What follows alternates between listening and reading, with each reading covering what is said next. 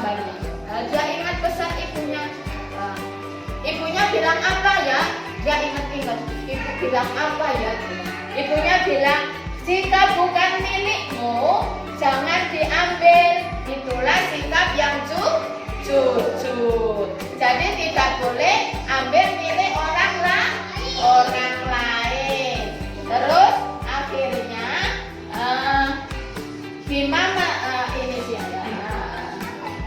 Bima menolak ajakan temannya dan mengembalikan madu ke paman orang utan. Oh, ternyata madunya punya paman orang utan.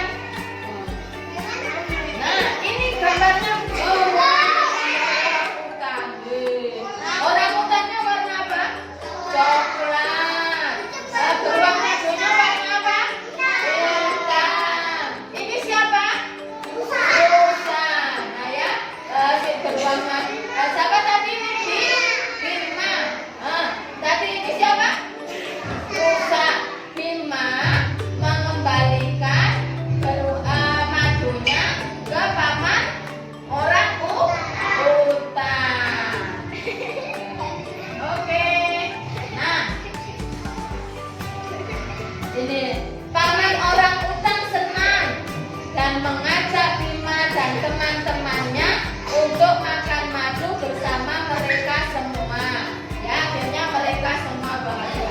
Nah, setelah madu dikembalikan, paman orang utan senang melihat sikap Bima yang jujur. Akhirnya paman orang utan mengajak siapa?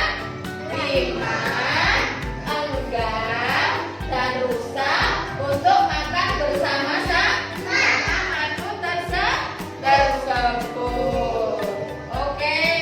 Nah, coba siapa yang ingat tadi judulnya apa? Apa tadi judulnya? Bima, si beruang yang jujur. Yang jujur. Bima punya teman siapa tadi? Rusa. Wah, beruang madunya ternyata punya siapa ya? Orang utan. Paman orang utan. Ya, coba siapa yang pernah menemukan sesuatu terus dikembalikan ke orang yang punya? Oke, Bagas menemukan apa, Bagas? Uang. Uangnya siapa? Uangnya Dario. Terus dikembalikan ke Dario. Oke, hebat. Tepuk jempol untuk Bagas. Tepuk jempol.